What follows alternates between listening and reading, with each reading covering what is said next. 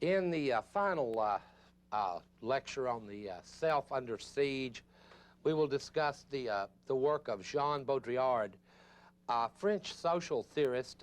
Actually, that now is a misnomer, since one of Baudrillard's theses is the disappearance of the social.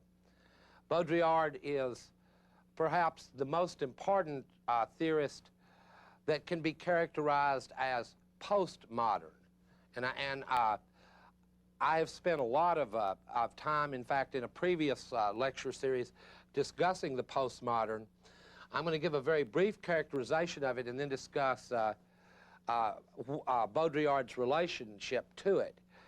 The self under siege in modernity has always presumed that there was a self to be under siege.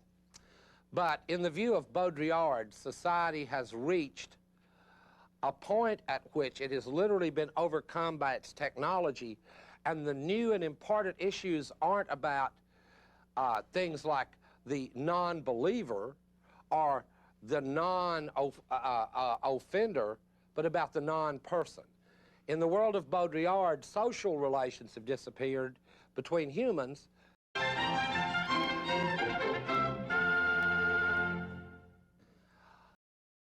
In the final lecture on the self under siege, we will discuss the work of Jean Baudrillard, a French social theorist. Actually, that now is a misnomer, since one of Baudrillard's theses is the disappearance of the social.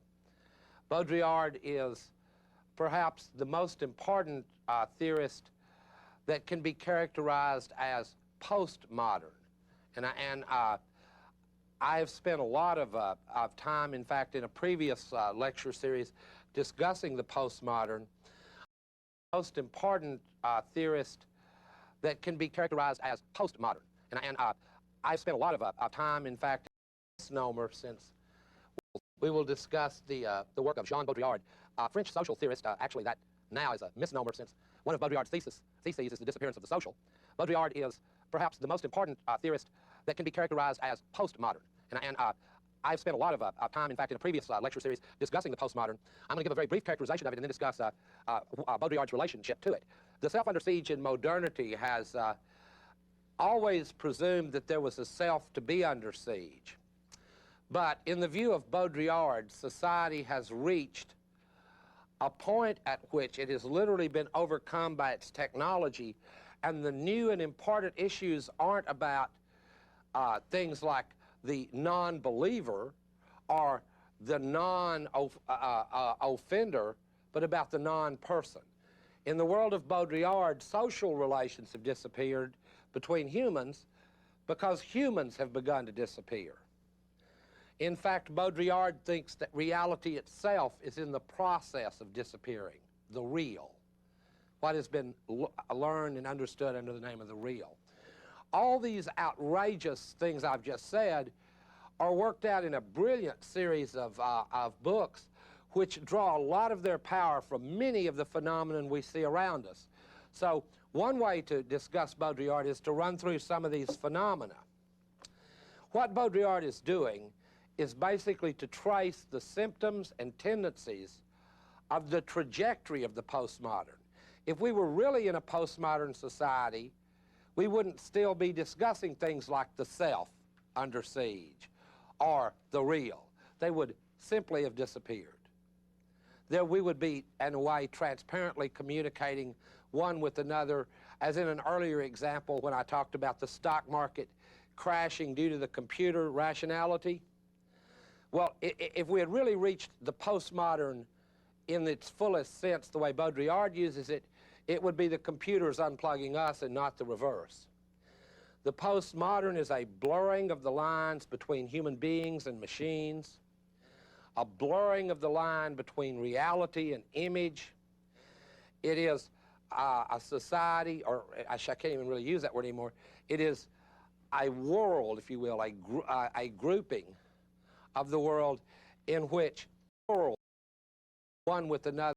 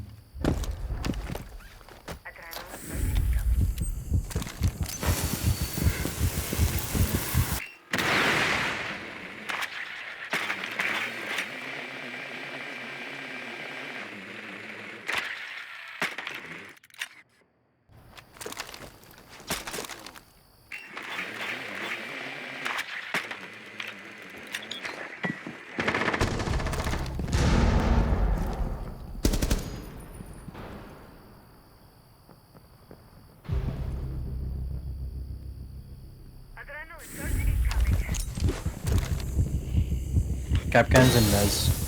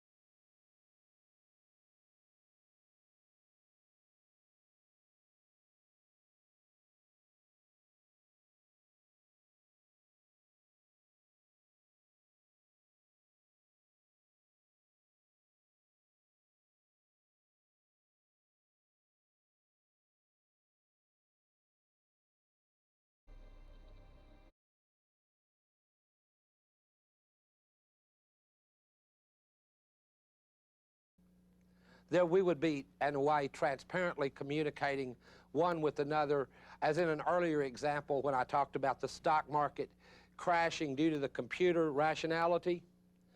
Well, if we had really reached the postmodern in its fullest sense, the way Baudrillard uses it, it would be the computers unplugging us and not the reverse. The postmodern is a blurring of the lines between human beings and machines, a blurring of the line between reality and image. It is a society, or I can't even really use that word anymore. It is a world, if you will, a grouping of the world in which reality is simply that which can be simulated, Xeroxed, copied. It is a society, or I can't even really use that word anymore. It is a world, if you will, a grouping of the world in which reality is simply that which can be simulated, Xeroxed, copied. That is one of his first theses. It's a book called Simulations. It's a very interesting thesis. Baudrillard argues that this process is at one of the central things is the way in which that's changed us fundamentally and has helped to bring our relations as humans to a close. mean, in a way, Baudrillard sees himself as a post-apocalyptic writer. For Baudrillard, the apocalypse has already occurred. It wasn't religious or anything. It was not atomic bombs. At some point in the development of technology, human beings ceased to be the reason of things, and things took on their own reasons, technological things. Let me describe this concept of simulation just a little bit, though. Baudrillard's definition of the real itself is that which can be simulated, Xeroxed, and copied. So whether you're talking about a human body where you can make a holograph of it, or you're talking about the Bible, which you can Xerox, or whether you're talking about the sexual act, which can be simulated either through, repetitive pornographic films, or in a very near future, it will be able to be simulated with virtual reality, where you'll wear a full body suit and make love to your ego ideal, thus making it pointless to search out all the Freudian implications. You can just pick your ego ideal, punch it into the laser beam program, slip into the virtual reality suit, thus rendering that relation, even that intimate relation, sexual relation, technological, simulatable, reproducible to infinity. Now, all this sounds wild, crazy, and I don't want it to sound wild and crazy. I want it to sound the way that I think that it really should sound. And that's as though we could place ourselves, and I've used this analogy before, but I will again, as though we could place ourselves in that era right before the atomic energy and television, before we knew all the myriad changes that they would make in the way that we were and the way we interact and so on. Well, we're in a period now where I've already mentioned, and these are the phenomena that Baudrillard examines with the most care. Incredible information overloads, with information moving at incredible speed, and even to the youngest children.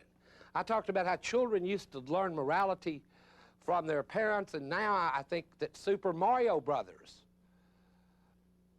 they spend much more time with Super Mario Brothers and are much more like emotionally involved with Nintendo than they are with their aunts, their uncles, their mothers, and their fathers. I asked one of my children, "Why are you yelling at a machine?" when he began to bang his Nintendo. And he looked at me as though I were a being from another world. And because of that, there is a postmodern trajectory. I am from another world. I'm still, as it were, caught in the modern. He's not. Why not be emotional with a machine? His peers are machine-like. We've already discussed that. I mean, in fact, what he sees on the Nintendo screen is his thrill of the day. That's the most active he's seen any simulated image that day. Now, simulation, this society didn't just come from nowhere, the society of simulations and of spectacles. Baudrillard actually builds his work on a foundation, again, that comes out of the Marxist tradition. Guy Debord wrote a book in the 60s called The Society of the Spectacle. And what it was about how when capitalism reached a certain level of accumulation, commodities began to detach themselves and become images. And citizens who formerly had played roles as political actors began to detach themselves from their own lives and become spectators. So, for example, you could say, well, instead of like going to a family reunion now, we'll just rent, a Steve Martin Father of the Bride movie. It's just as good, and so on, and you meet the same kooky characters that you actually know. Their behavior is all simulatable. Another similar, and this is going to sound cynical, but I don't want it to. I mean, Baudrillard has visited our country, and when he went to Disneyland and Epcot Center and these various parks, he said, well, this is much better than Europe. The food's better than Europe. It's a short walk between France and Germany land. You don't have to go through deal with all those nasty waiters. Everyone's so polite. The simulation has outrun the so-called reality. That concept in Baudrillard he calls the hyper-real. Hyper-reality is more real than real. This is it actually sounds, if some of this sounds like advertising slogans, good, because in Baudrillard, the heritage of philosophy and social theory has passed over into advertising and television. So if it sounds superficial, good, because the theory, the world that he looks at has become superficial and banal. If it sounds hokey, like a salesman's pitch, good. The world he describes is the world of Jurassic Park, not of Dante. So that is all evidence on the side of Baudrillard if you follow the argument deep enough and with enough clarity. Okay, let me explain the hyperreality. This is an important concept in Baudrillard. In Baudrillard, we've already said reality is simply that which can be simulated. Can't be simulated, not real. But more real than real is a reality, and I guess I could give you, again, I hate to use these movie examples if you haven't seen the movies, but in A Clockwork Orange, there's a great line that anticipates the postmodern when the character played by Malcolm McDowell says, "It's funny how blood isn't really blood until you video it on the screen, until you see it on the movie screen. In real life, it looks kind of brown and mucky. On the screen, it looks, you know, like more real than real blood." And this sense of the sort of hyper-reality we get with cinema, we get with television and so on, is another phenomenon Baudrillard wants to examine. And I think that here we get, and I mean, I guess my politics are showing again, but here we get the phenomenon of Reagan, the hyper-real president, more real than real.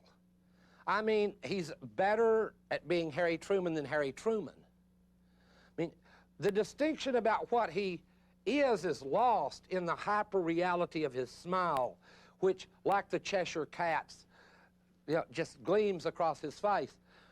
And we get for the first time a phenomenon never known in polling, which is the phenomenon of not liking a person, but of liking a person. This is a sign you're dealing with the hyper-real. Let me go over that again. Reagan's popularity was popular. When you went through the various traits of Reagan and what Reagan stood for and his policies and so on, vast numbers of people disliked nearly all of them. What was popular was his popularity. So, and I don't think that Reagan's alone in this. Show business figures have this same thing go on for years. I can't remember the last Michael Jackson song that I even listened to. Or my kids, who also don't like Michael Jackson. But he's popular, but not in the old sense. It is a hyper-popularity, if you follow me. It is popular that he's popular. Madonna has learned to live and create herself on the curve of the postmodern by making it her goal to be more popular than popular, by having her popularity the topic of popularity. I mean, we've found out that she can't particularly act or sing. She is not built well enough to be a true cybernetic sex symbol for this period, and yet she manages, because of her understanding of this situation that Baudrillard calls the hyper-real, to stay on this curve of popularity. Hyperreality, of course, affects us across many different spectrums. And it's built on the real. It is not as though the hyperreal could get by without injections of reality in it. It requires, and this is not a principle from Baudrillard, but one that I have realized from watching a lot of television, you have to have injections of reality in order to keep the images afloat occasionally.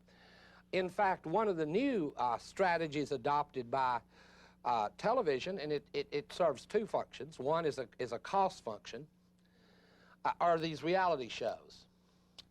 They've realized that we've become, as it were, too intoxicated with hyper-reality, with, you know, Kojak and you know, Super Cops and so on. So now we just have shows like Cops, where you just go to Fort Worth and film a bunch of cops being cops. That serves a good, intelligent economic interest because you don't pay cops much just for being cops. It's not that lucrative. And it injects, well, is it reality? Well, it is compared only to this scale of hyperreality and only under the sign of being whatever can be simulated. We have just had our first simulated trial. Not our first, but the first televised one that caused a riot. Rodney King, where the events are videotaped, the trial is shown on television, the effects are all televised, and how anyone can find themselves around in these new phenomena and pretend that nothing new has happened, that frustrates both Baudrillard and myself. I mean, he's not right about everything, but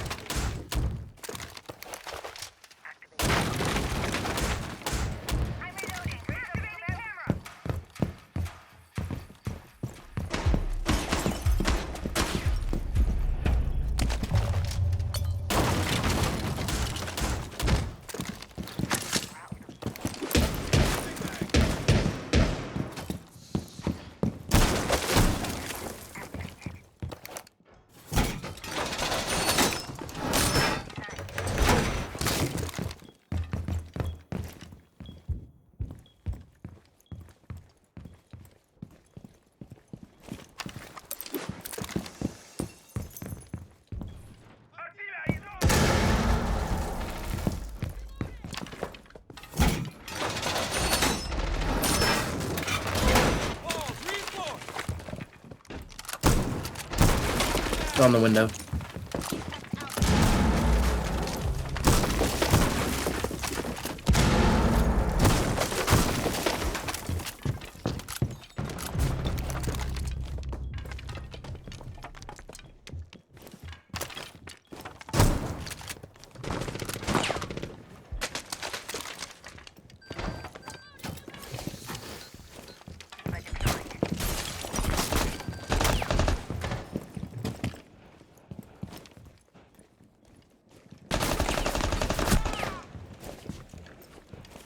One's in solar.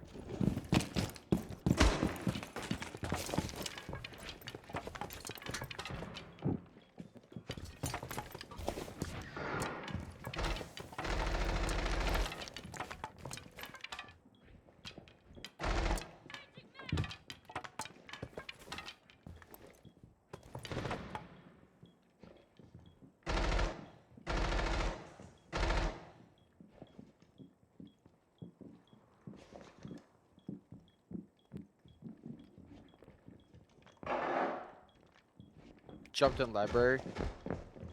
Solar's hit hard. One shot.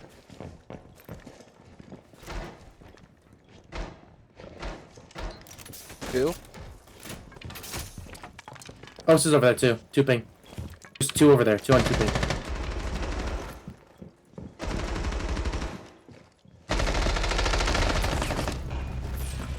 Osis 4.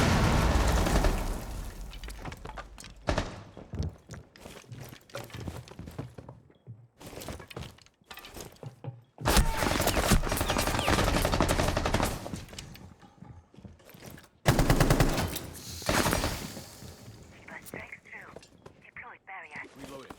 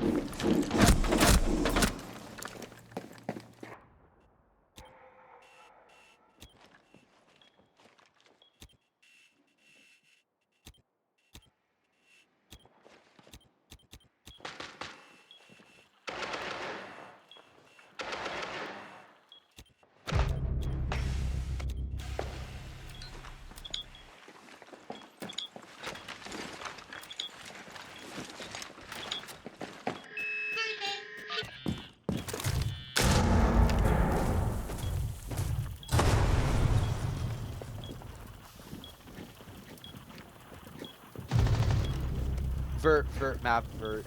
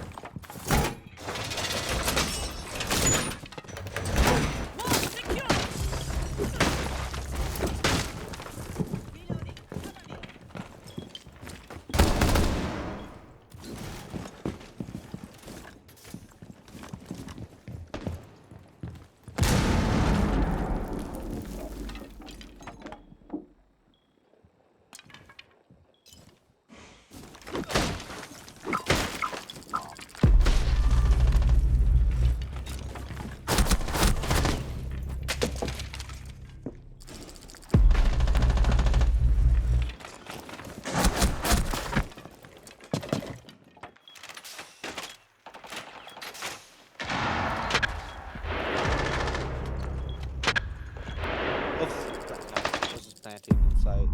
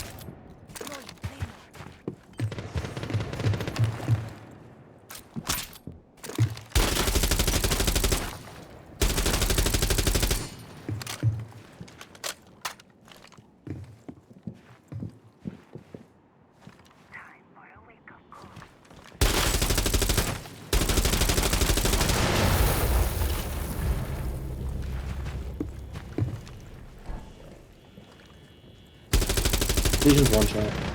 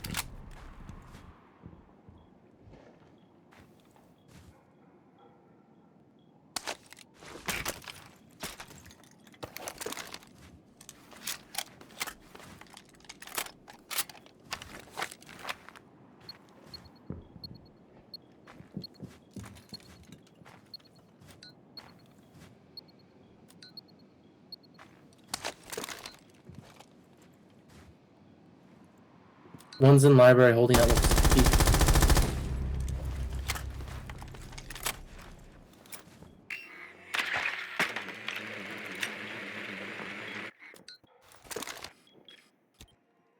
I'll tell you if he comes to the rotate.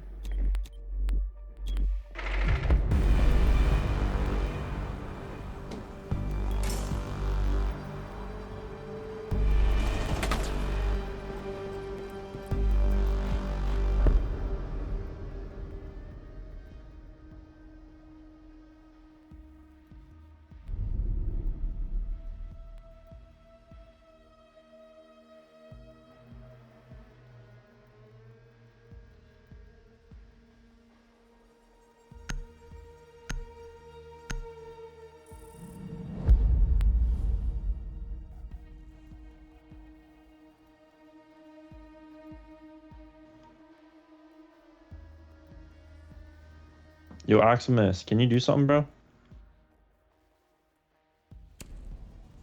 Oximus, do something, please.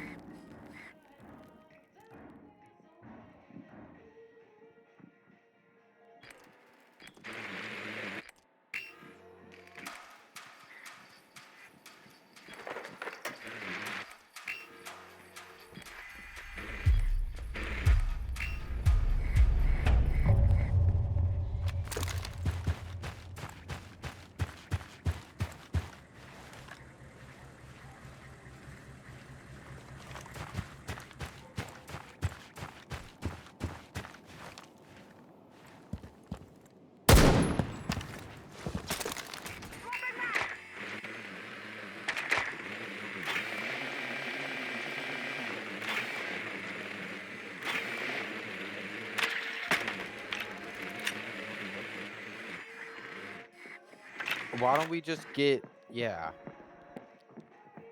Why would we put those schools down? I was in this.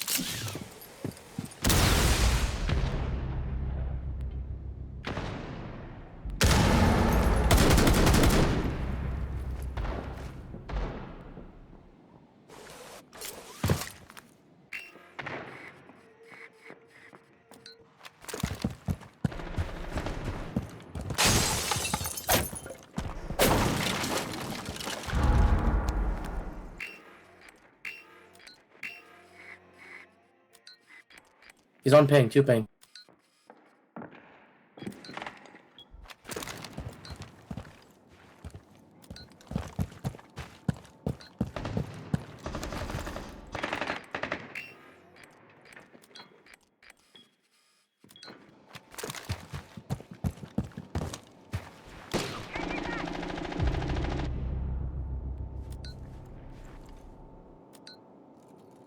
He's the only one I see on site. He's down.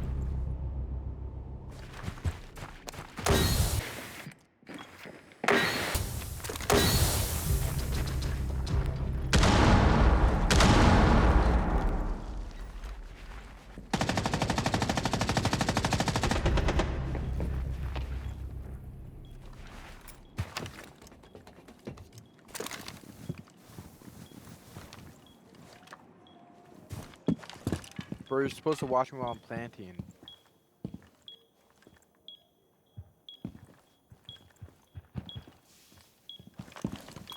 Then just throw a ton of your things and plant. Just huck them everywhere.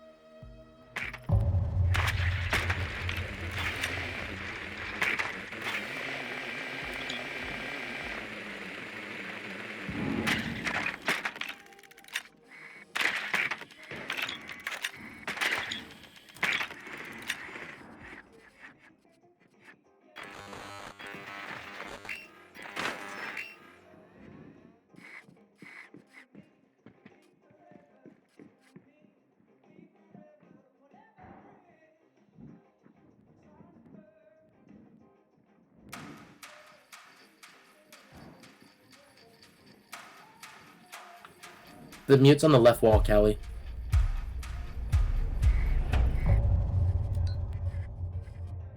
Ain't no valley low enough. Ain't no river wide enough to keep me from getting to you, babe. Remember the day when sweet always, but always count on me, babe. And from that day on.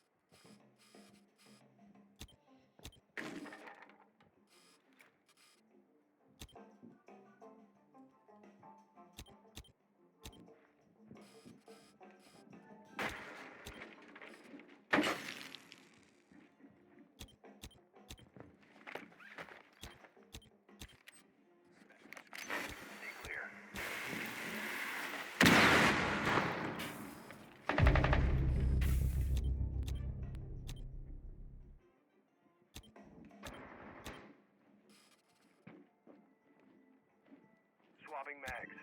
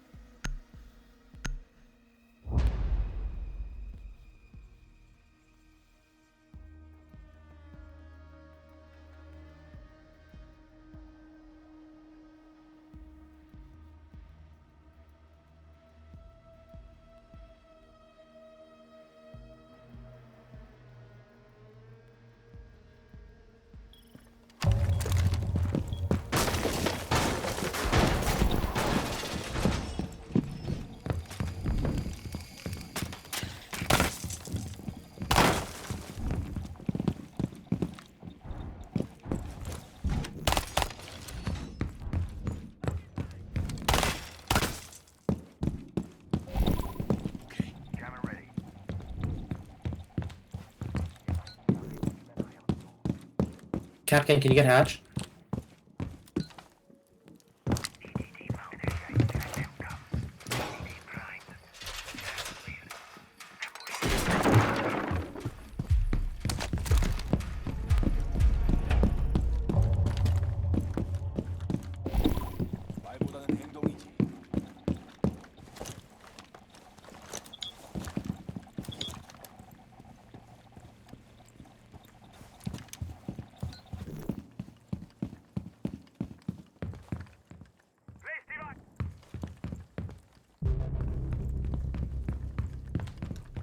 That's Osa.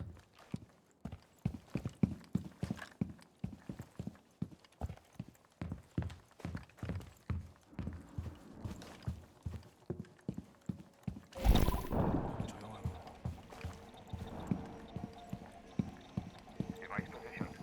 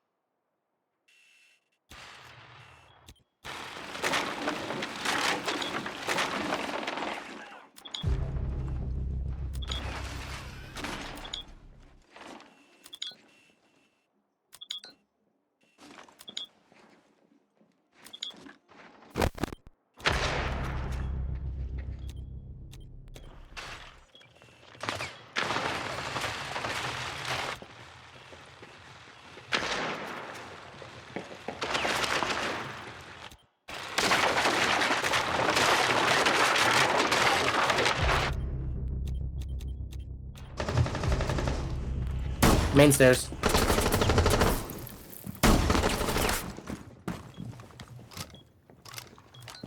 Two ping. Mute, mute, mute.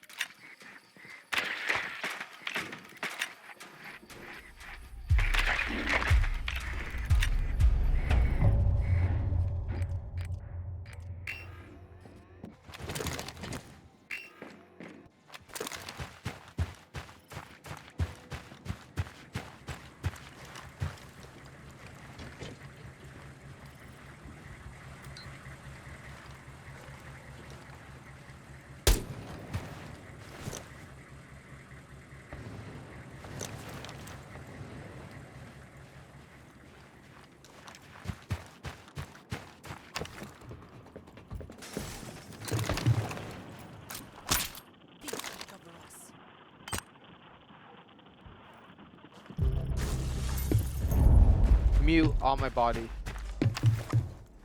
Oh, hard left flag.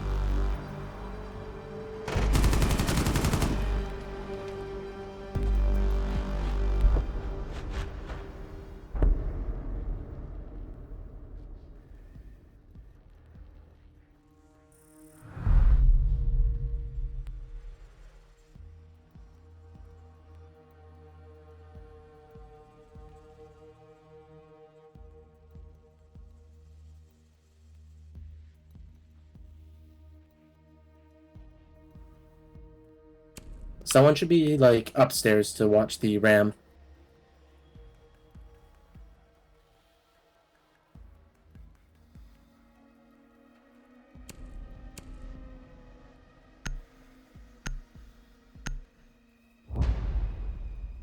Me and Band will get main breach. Mute if you can watch garage, and then Cap can maybe blue tarp hallway.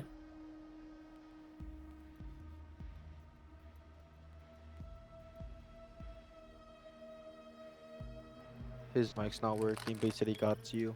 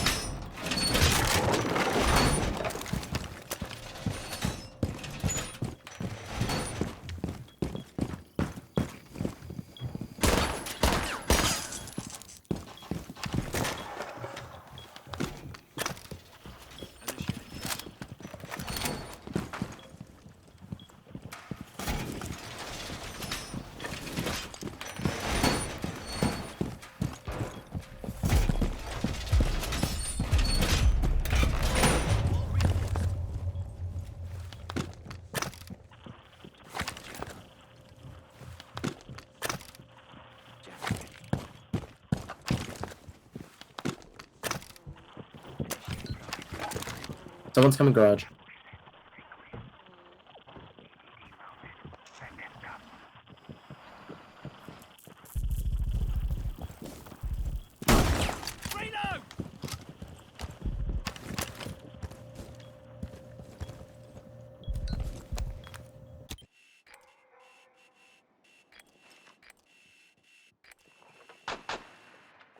Shield in garage.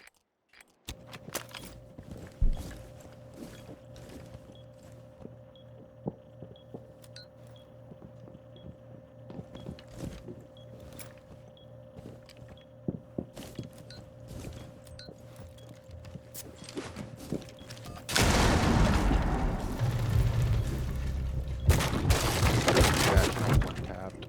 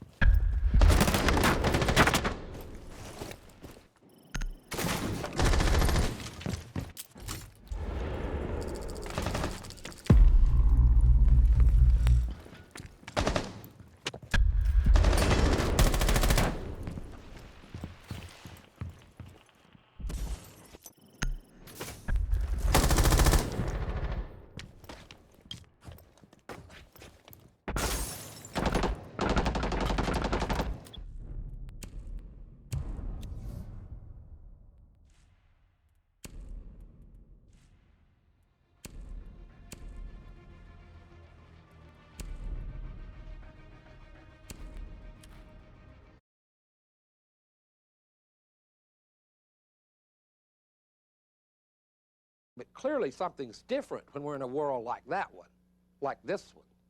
Clearly something significant has changed. And it has affected the very nature of what selves are, what humans are, what subjects are. When I talked about how my students had no dreams, I mean, what is there left to dream? When I was a kid, I dreamed about dinosaurs. I had a little Walt Disney dinosaur book. Why would I need to dream about dinosaurs now? Steven Spielberg has made them. He's filmed them. They're more real than real dinosaurs. They're hyper-real. You would be disappointed if you saw a real Tyrannosaurus Rex after the movie. You would be disappointed. It wouldn't be as noisy, as scary, or as frightening. Same is true of Jaws. You know, I've actually caught some rather large sharks. I mean, I like to fish, you know, pier fish. So I've caught a few sharks, some fairly good size. But those real experiences are so boring compared to Jaws. I mean, Jaws is a hyper-real experience. Now, the only way, I mean, there's no systematic way to discuss Baudrillard because these things are not systematic.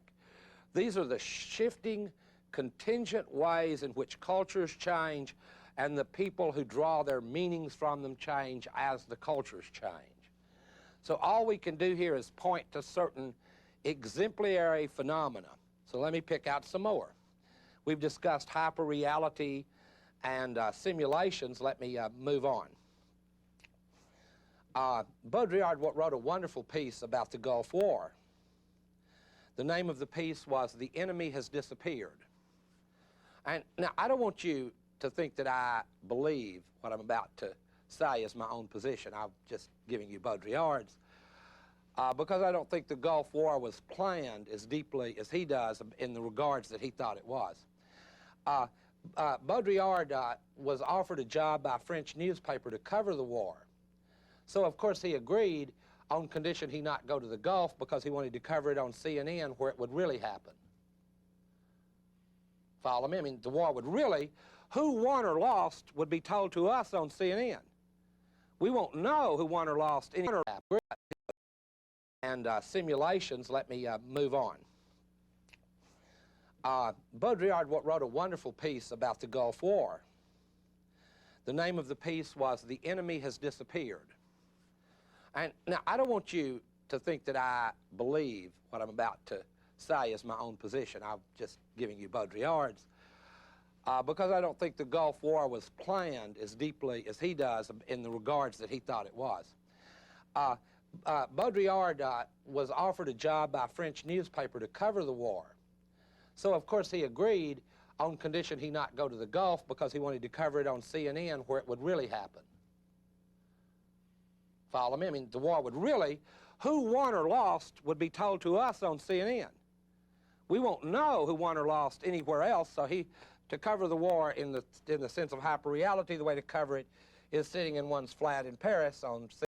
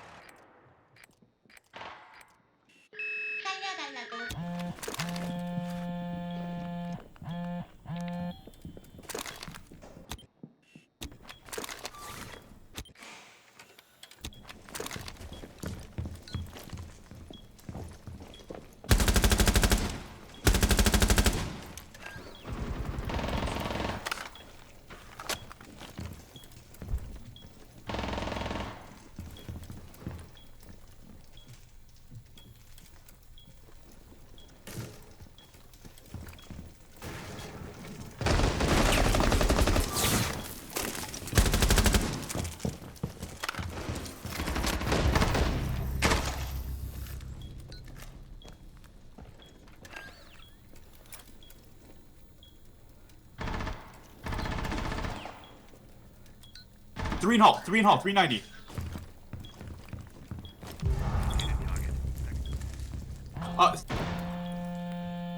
Last 390, last 390.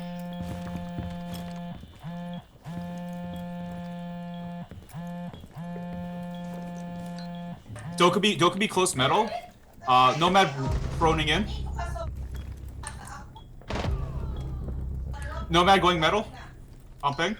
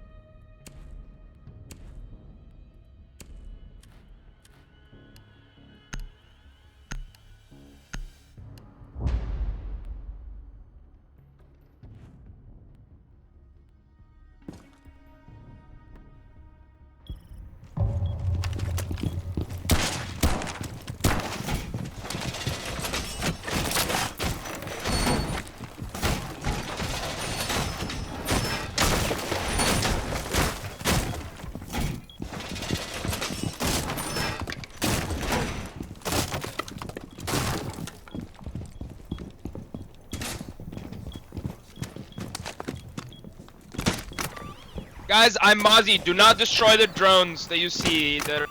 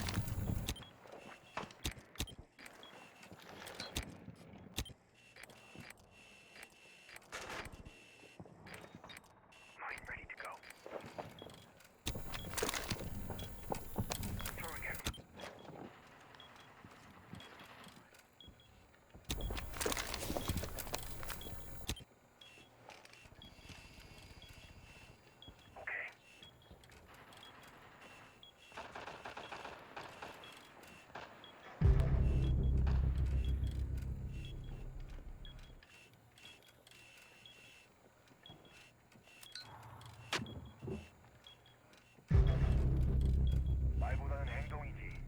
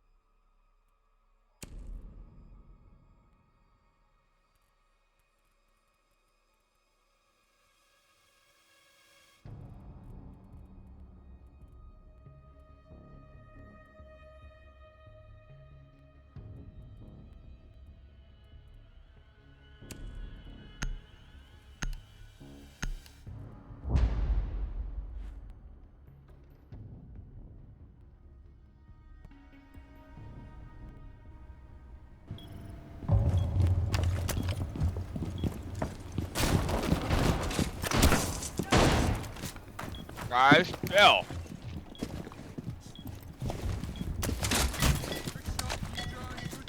I got a drone, guys. Chill. Don't be eating my drones.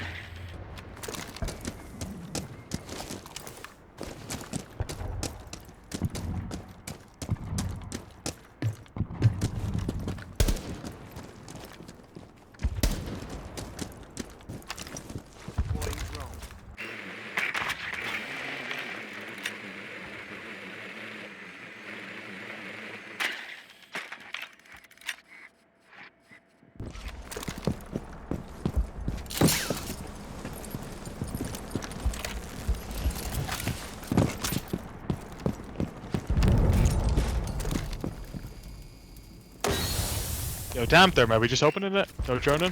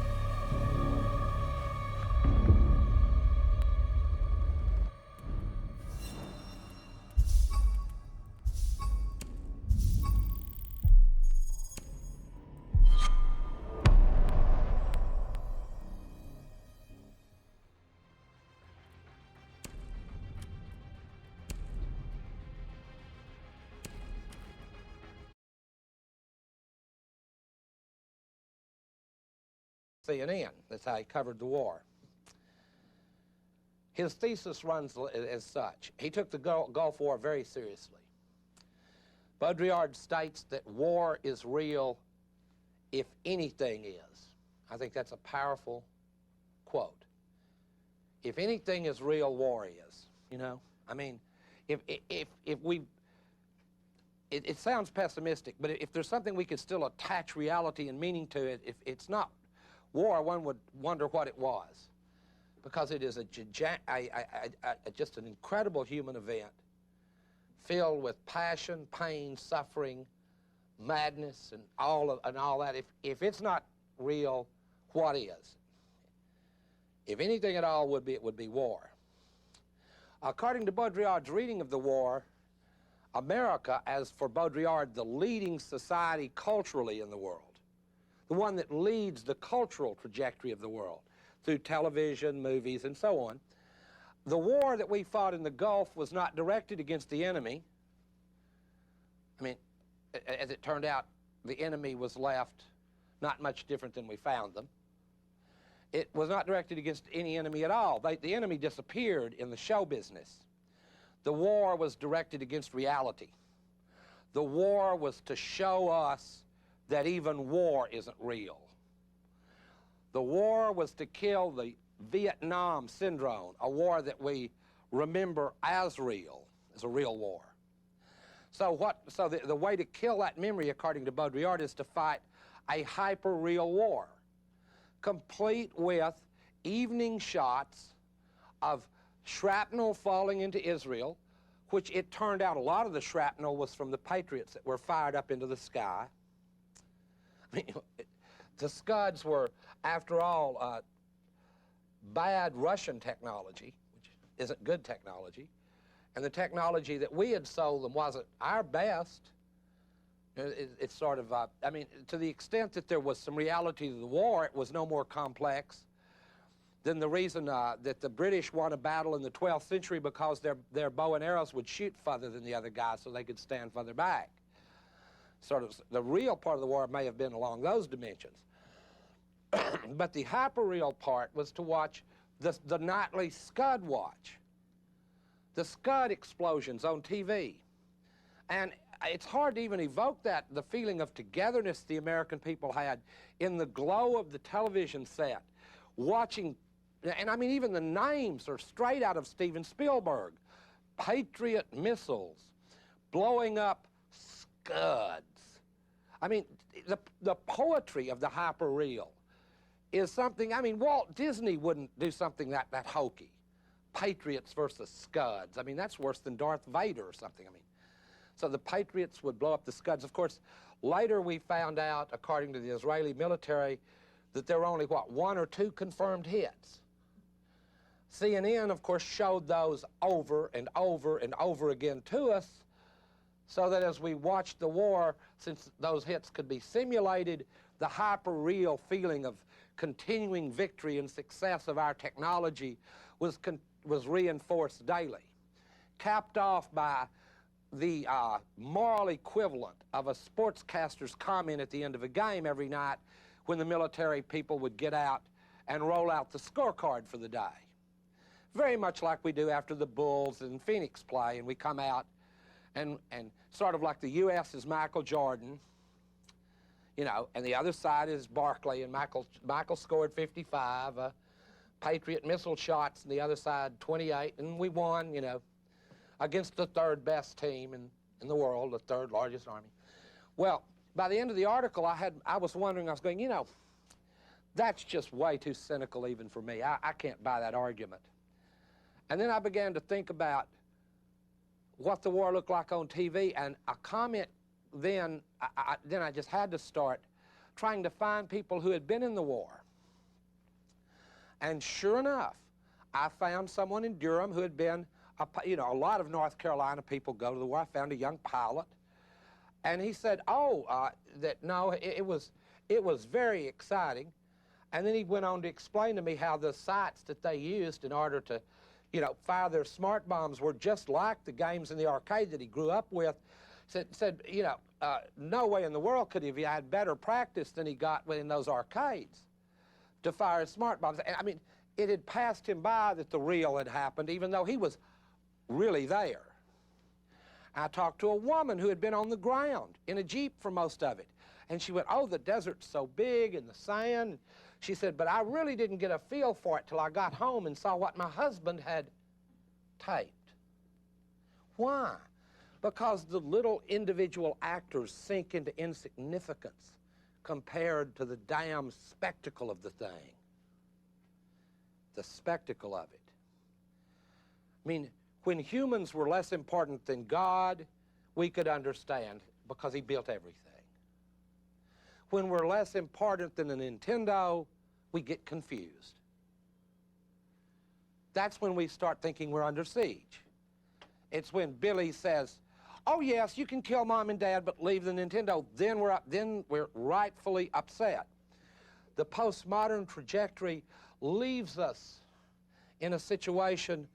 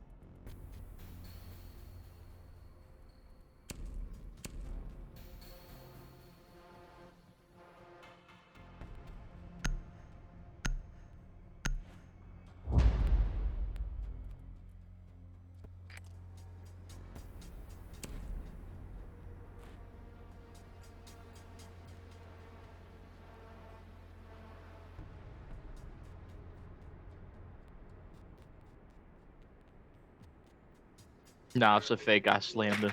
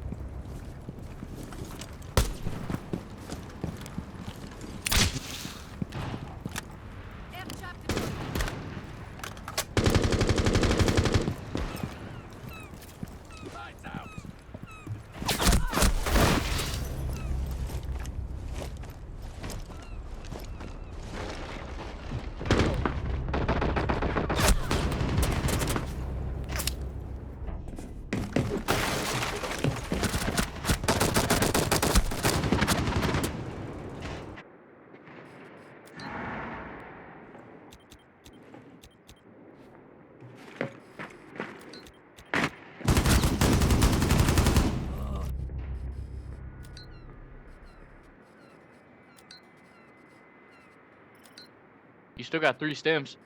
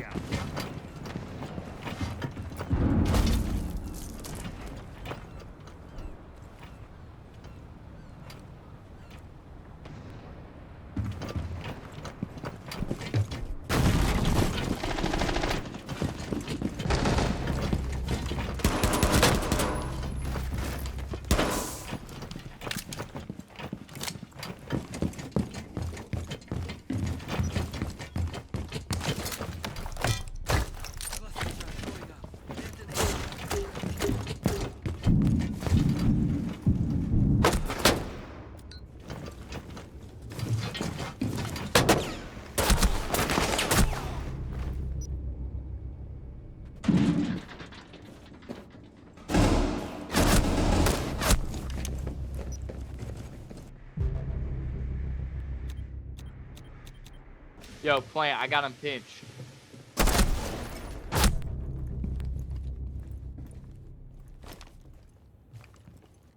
He ran the other way.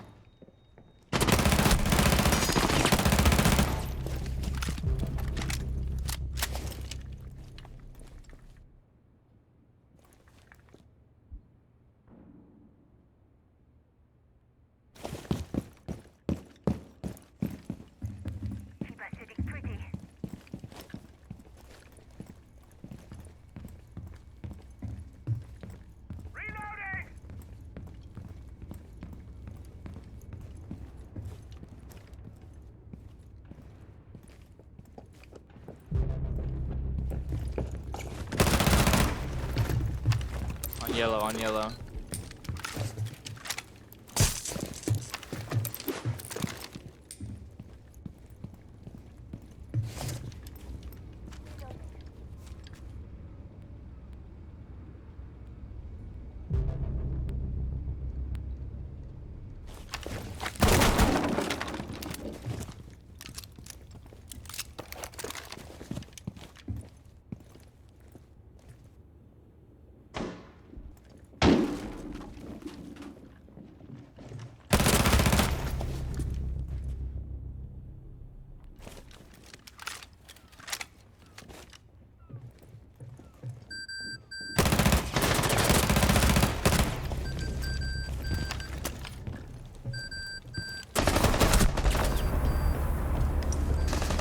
Why would you go back?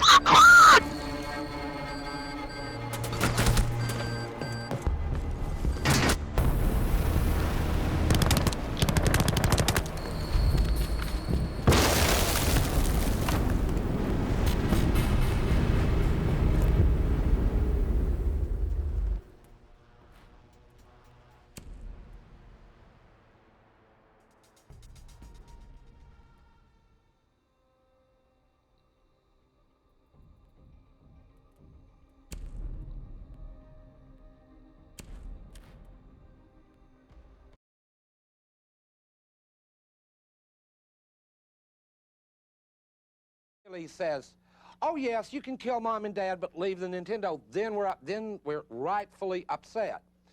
The postmodern trajectory leaves us in a situation where drawing the line between the real and the unreal is no longer merely philosophical, but a practical day-to-day issue. See, this is what I want to drive home. We're not off in some fairyland. This is a practical day-to-day issue of figuring out what's a simulation and what's not. Is this guy really an insurance salesman, or is he here to rob me? You know, I mean, this is no longer Cartesian doubt that one has to conjure up in a meditation. This is a wide, radical doubt about the very ground beneath our feet, the nature of whether it's real or not. Baudrillard says it's best at this point to simply face it that what we are witnessing is the end of the world, the end of human beings, and he thinks that there's no reason to be sad or upset or cynical about it. In fact, Baudrillard calls it the ecstasy of communication. I mean, I'm trying to do this in a kind of ironic way. I don't know how one presents this kind of material. I suggest you read books by this person. I brought one called Fatal Strategies, about things one might do under such conditions. Anyway, no, he thinks that just rather than this being occasion for some deep gloom, the ecstasy of communication means that we should go ahead and realize that America has won the Cold War. America is utopia realized. This is the country everyone dreamed of. It is, of course, with all that we know that goes along with it now, it turns out to be, like all utopias, sadly disappointing. But weren't they always? Weren't they always? Every utopia, in some sense, boring and sadly disappointing? Well, Baudrillard says no, we have to, in spite of this, we have to look upon the end of man, the world, and so on as an opportunity. Because what were these concepts anyway? Like man and world, except concepts by which the world was regulated, policed, mapped, and controlled. All four of which are becoming more and more difficult to do under this situation of rapidly increasing complexity, which I've mentioned many times, and I mean system complexity at every level. Rapid increase in information technologies and invasions directly into the human body that interface it with machines. That goes all the way from plastic surgery to artificial hearts and implants to virtual reality, where we'll be able to make a person who can't walk feel as though he can walk or she can walk. And I mean, this is not a technology I dreamed up. They're trying now to develop cheap, marketable versions of this, as I speak here right now.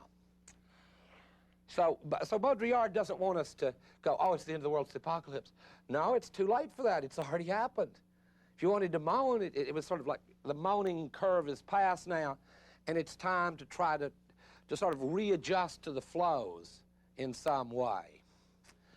And Baudrillard suggests a whole series of what he calls fatal strategies by which we might be able to protect what he calls our fractal selves. If you know what fractals look like in geometry, little reproduced pictures out like this is one way to think of it.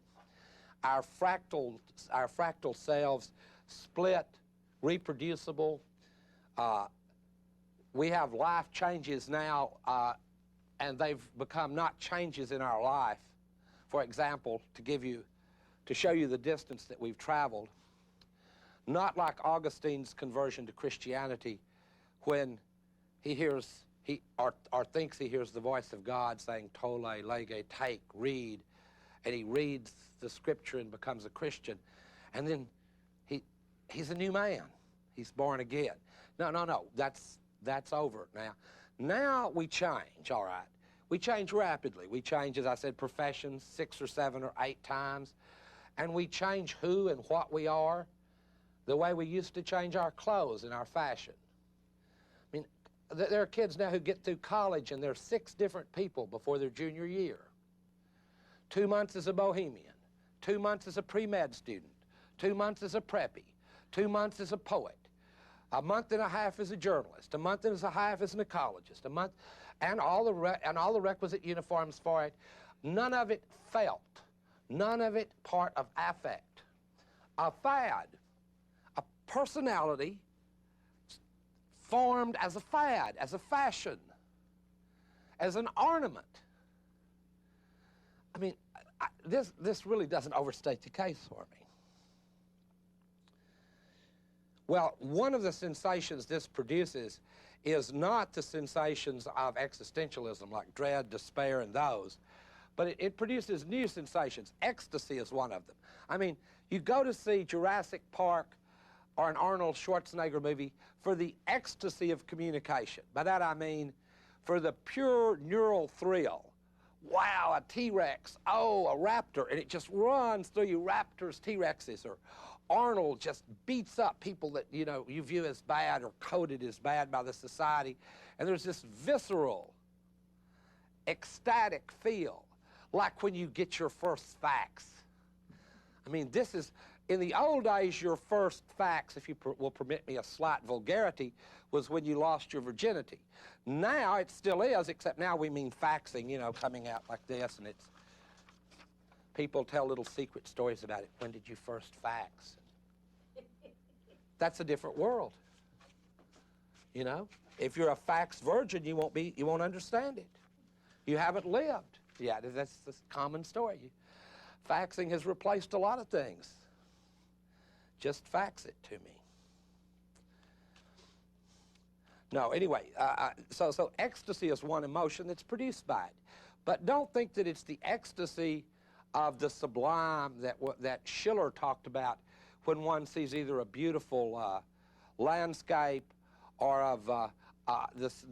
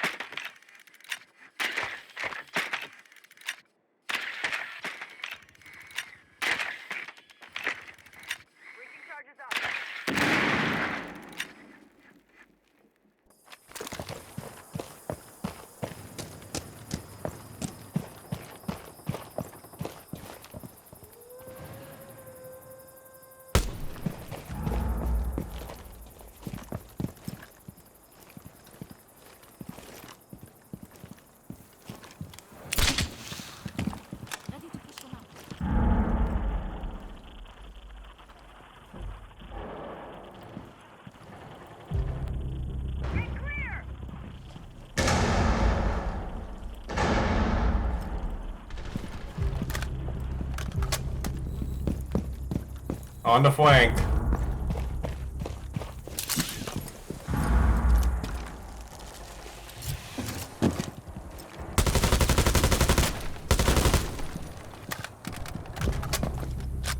Vigil's back down too.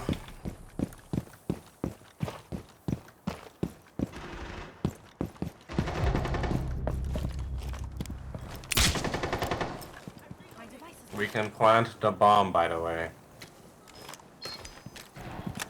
He's in, kids! He's in dorms!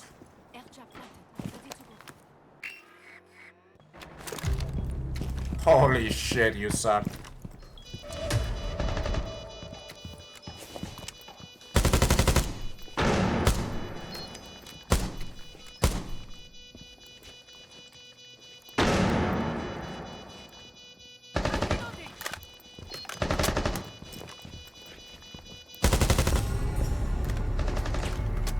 Way to go.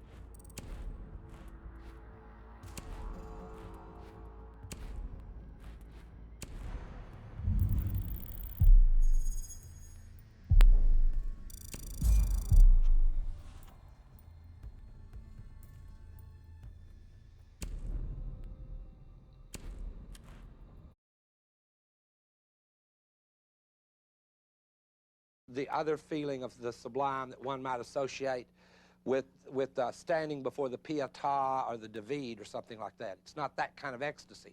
It's more visceral. It's more direct.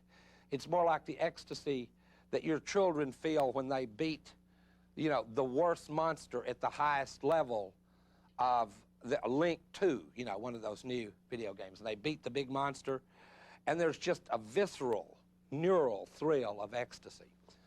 What this may cause in some of the older generation like myself, I've already admitted that I'm still modern. I'm just trying to trace out the postmodern trajectory and look at it. I mean, my kids will have to live in more of it than I will ever see, so I'm trying to understand it and think about it as much as I can. And a sense you get is one that resembles Vertigo. How many of you have seen Vertigo, the great Alfred Hitchcock movie? You know, that sort of sickly sense that you're twisting above a sort of abysmally too much of something. This seems to me a fine sort of mood characterization for the postmodern trajectory. A sense of vertigo before all this information. Well, if theses like the ones that I have just described that Baudrillard holds are true, but of course the word true will no longer apply, because we'll be in a setting in which you won't want the true, you'll want the truer than true. You won't even, the false won't even be a good enough lie for you. You'll want the lie better than a lie. I mean, the truer than true explanation. You won't just want Oliver Stone's film about JFK. You'll want the film about how Oliver Stone himself participated in the plot to cover up the real assassins by making the film JFK. They want the truth about the truth about the truth and all the way down, interminably. Vertigo, that's the sense you get looking down that chain of bizarre stories. And I think that the way people deal with this is interesting. They deal with it as a form of complexity, a word I've used probably too many times. It makes them people caught in this cusp between an old world and an old paradigm that is dying and a new one that it cannot really yet be born. And we find ourselves in that space. And it draws people caught in this cusp between an old world as a form of complexity, a word I've used probably too many times. It makes them people caught in this cusp between an old world and an old paradigm that is dying and a new one that it cannot really yet be born. And we find ourselves in that space. And it draws us to people like Ross Perot who say, it's just that simple. It's just that simple. It's just that simple. That's the most powerful political rhetoric in a world with a postmodern trajectory. God, how we would love it if someone could tell us anything was just that simple. And then, of course, when you see a pie chart, you know, oh, a pie chart. I mean, it has more religious meaning now than a crucifix to see a pie chart. I mean, because why is that so popular? Because it reduces complexity. The complexity is very real, but his little sound bites, his little conversations with Larry King help to reduce that complexity, and they put another message in there. Now, I know it's real complicated, but we can fix it. Americans have always fixed it, we can fix it. Well, if Baudrillard's right, we've fixed it all right. We've fixed it all the way up and down. And I mean, you know, we see other people engaging in this same sort of attempting to reduce complexity. I mean, the political parties, to the extent that they exist at all anymore, as anything other than fundraising devices, which I don't know. I don't think they have any ideologies.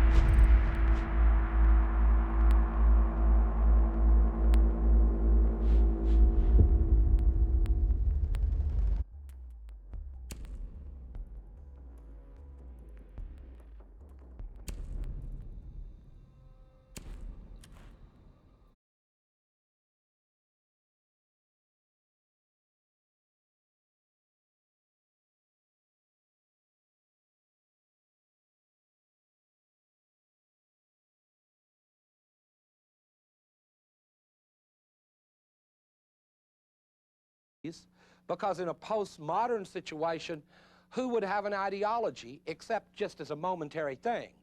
Like Your Week is a Communist by Susie St. Pierre at Duke. My week is a Trotskyist. My week is a Buddhist. My 2 weeks is a follower of the cult of Elvis. I mean, these are papers that you could legitimately expect people to write if they still read or wrote. Not many people still do either read or write much. But in any case, reduction of complexity. Let's look at the political parties for a moment. The Republicans, with their great traditions, have come up with the slogan of incredible sophistication. No more tax and spend. Now, any of you who can quack that one out could be a Republican. And I'm using that in the Orwellian sense of quack. You don't need to engage higher brain functions. All you have to do is say, don't take my money, and don't spend it. Well, except on me and my friends. But don't tax and spend. Now, it's not the Democrats are doing any better. I don't guess that's news. I mean, Clinton is now less popular than Castro. If Castro ran against Clinton, Clinton would lose by a few points. I mean, he wouldn't lose big, but he'd lose, you know, by a few points. I mean, especially in a three-person race with Clinton, Castro, Perot, and Gaddafi. I mean, I don't know who would win. In fact, given this postmodern world, any one of the four could emerge with the biggest 1/4, depending on how they ran the campaign. Probably it would depend on who could hire David Gergen. You know, I mean, if Fidel got to Gergen first, he might win the damn thing. We don't know. But the Democrats' response to this tax and spend is, no, we don't. Nah, nah, nah, nah, nah. Invest. This is political debate in a democracy. No, it's not. It's the simulation of politics. Ross Perot is not leading a movement. It is a simulation of a movement.